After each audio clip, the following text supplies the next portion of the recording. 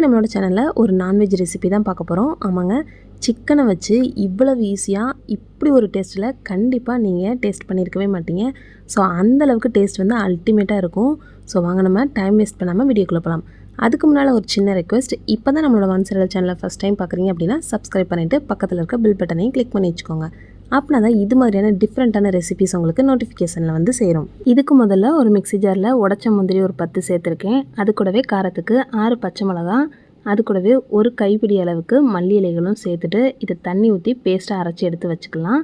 இப்போ ஒரு மிக்சிங் பவுலில் நம்ம க்ளீன் பண்ணி வச்சுருக்க சிக்கன் எடுத்துக்கலாம். இன்றைக்கி நான் வந்து 3/4 கிலோ சிக்கன் தான் எடுத்திருக்கேன். கொஞ்சம் பெரிய பெரிய பீசஸாக கட் பண்ணி வாங்கிக்கோங்க, ரொம்பவே டேஸ்ட்டு நல்லாயிருக்கும்.